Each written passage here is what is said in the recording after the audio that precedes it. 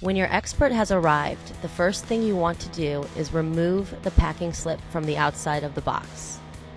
You'll find your packing list or invoice, easy to install supplement, and height chart.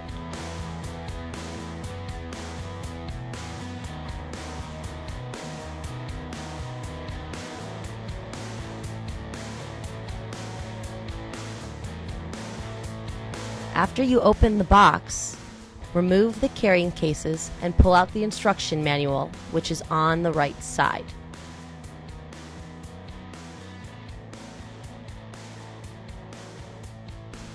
Open the manual to page 2 to review the box contents.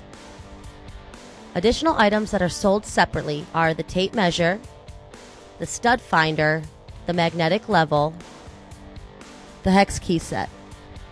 The large tubes are your main pole pieces. The A pole is heavier and it's labeled -0040. The B pole is labeled -0050. Your 250 millimeter extension, labeled -0250, comes attached to one of your 200 millimeter X joints. The extension is the shiny chrome or gold piece. The X joint is the dull metal piece with the machined cut on the side.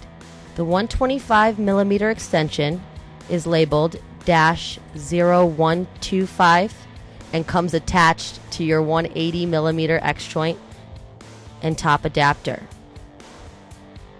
The smallest tube, labeled XJ, is your second 200 millimeter X joint, which you will use to connect your two main pole pieces.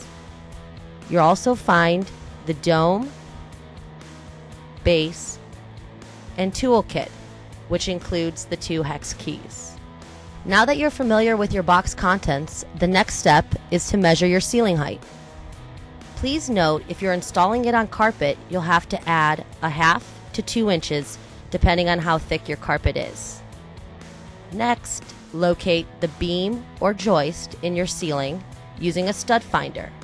You will want to put the X-Pert up so the dome is centered directly under one beam.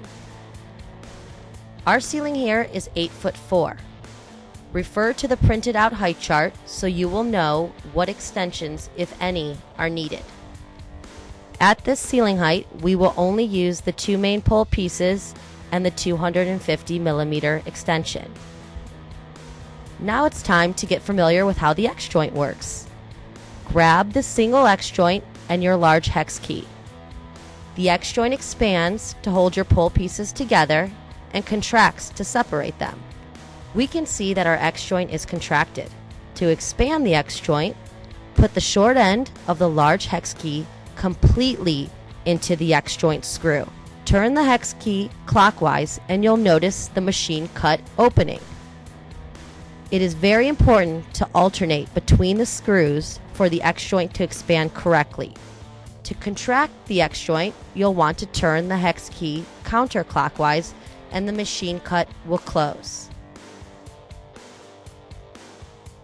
Contract the other 2 X joints and remove them from the pole extensions.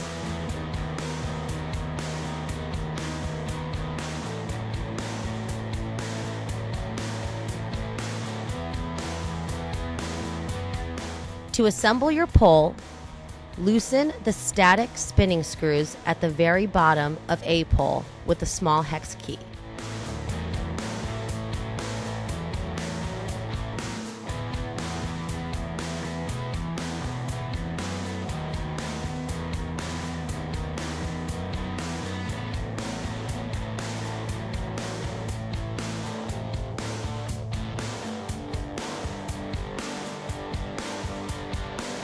Use the small hex key to tighten the hex screws lined up with the X's etched on the base.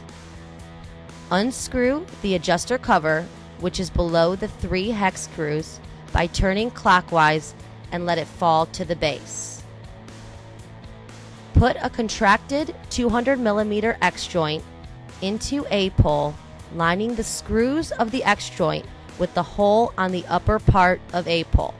Make sure that the center locking pins on the X joint are fitted in the rounded slots of the A pole. Now attach B-pole, lining the screws of the X-joint with the hole on the lower part of B-pole. Make sure there is no gap between the pole pieces.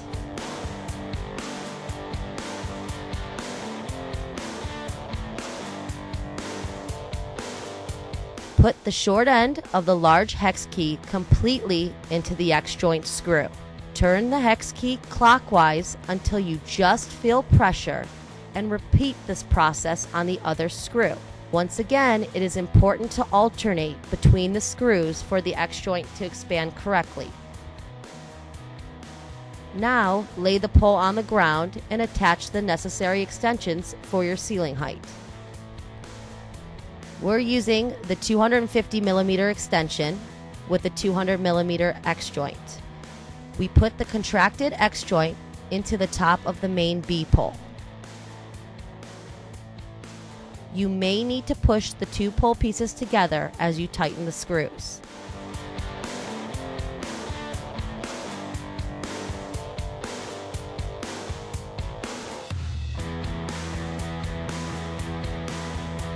Now slide the top adapter on the top extension needed for your ceiling height. The smallest extension should always go on the top. Next, slide the dome on the top adapter. Use the small hex key and loosen the 3 adjuster locking screws at the bottom of the A-pole.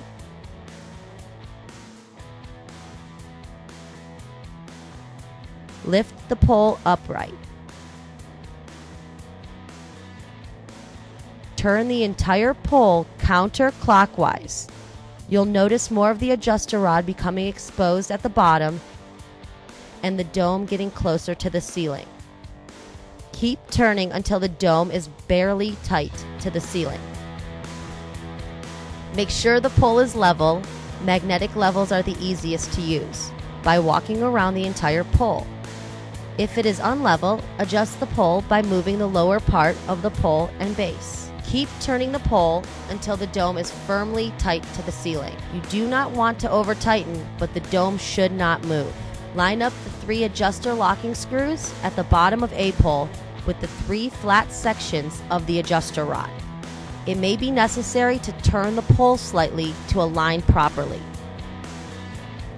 Be careful. If the screws are tightened on the threaded sections of the adjuster rod, threading damage may occur. Raise adjuster cover and turn counterclockwise to tighten. Make sure it threads properly. Now you are ready to use your pole.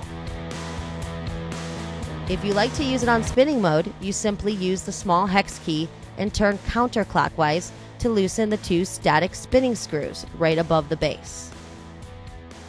Remember, to switch back to stationary mode, you'll need to tighten these screws aligned with the X's on the base. If you are planning to leave your pole up for an extended period of time, make sure your 3 adjuster locking screws are always tight to maintain pole stability and clean your pole with rubbing alcohol. To disassemble your X-Pert, make sure the pole is on stationary mode.